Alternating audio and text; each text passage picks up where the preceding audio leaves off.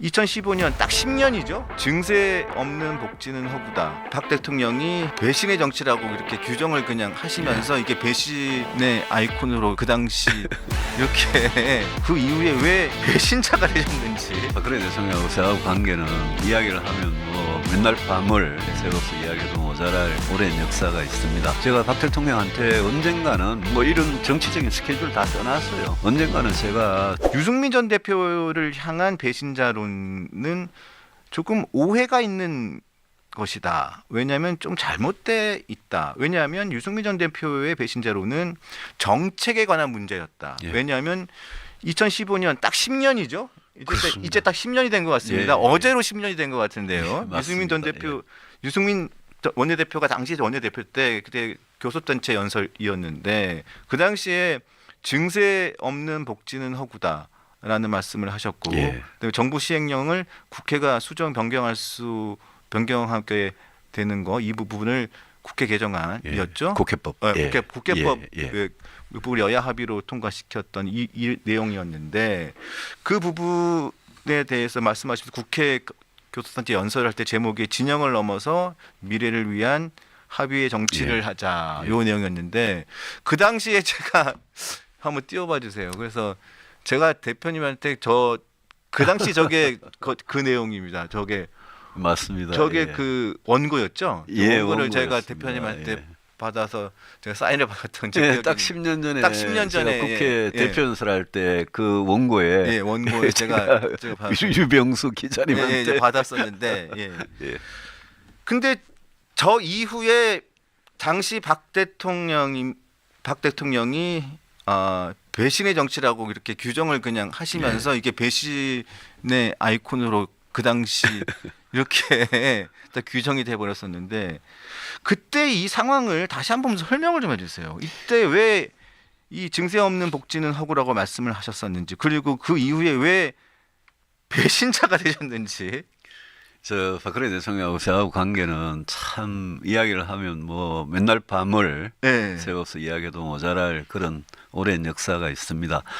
저 때는 10년 전에 제가 여당의 원내대표를 할 때인데 그때 이제 그 1년 전에 세월호 사건 같은 게 있었고 그다음에 저때 경제도 그렇게 좋지는 않았습니다.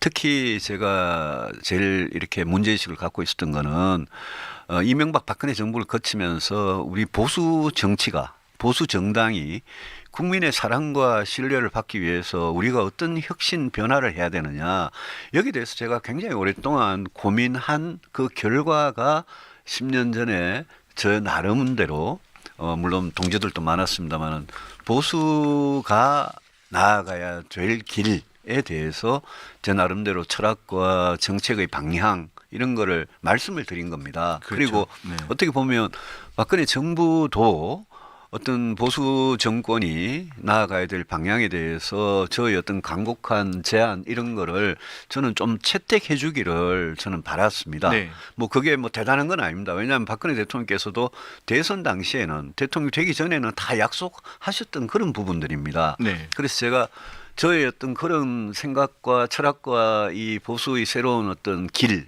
여기에 대한 생각을 담고 이제 말씀을 드린 건데 저 대표 연설도 이제 아마 박근혜 대통령이 좀 불편하실 수 있고요. 그리고 국회법은요. 그 당시에 연설에도 나옵니다만 공무원 연금 개혁을 했어야 됩니다. 그렇습니다. 지금도 국민연금 가지고 개혁이 네. 얼마나 어렵습니까? 그 당시에 최대 현안이 공무원 연금 개혁이었고 저는 여당 대표로서 어떻게든 박근혜 대통령이 정말 하고 싶어 했거든요.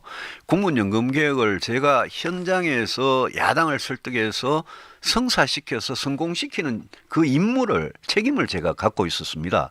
그래서 저는 끊임없이 야당을 설득하면서 공무원 연금 개혁 해야 된다. 이게 나라가 발전하는 거다. 그 박근혜 대통령의 공무원 연금 개혁에 대한 그 간절한 희망, 그거를 현장에서 국회에서 현실로 만드는 거는 저희 책임이었거든요. 그래서 제가 저거를 해냈습니다. 저게 100점짜리 개혁은 아니었더라도 저게 제가 생각에는 80점짜리 계획은 된다고 생각했습니다. 그리고 네. 지금도 박근혜 대통령 회고록을 보시면 공무원 연금 개혁을 성사시킨 거를 자기 최대의 업적으로 지금 써놓고 있습니다. 네, 저도 봤습니다. 대통령께서도. 네. 그런데 그 공무원 연금 개혁을 하려고 그러니까 야당이 뭐 저한테 말도 안 되는 무리한 요구를 민주당이 엄청나게 해왔습니다. 제가 다 커트하고 안 된다. 이런 건 안 된다.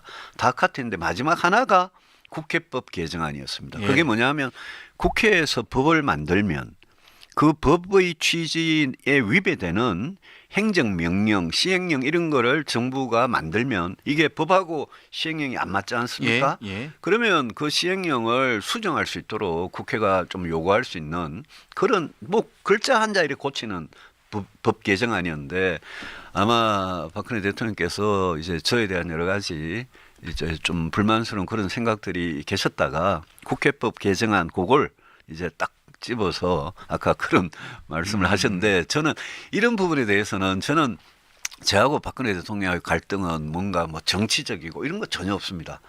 전부 정책적인 문제. 예, 정책적인 문제였고 특히 보수 정당이 가야 될 길이나 보수 정당이 했으면 좋을 그런 정책들에 관한 생각의 차이 그런 게 갈등의 원인이었습니다. 그러니까 지금 뭐 사람들이 10년이 지나가지고 지금 이야기하는 그런 거하고는 좀 다르고요.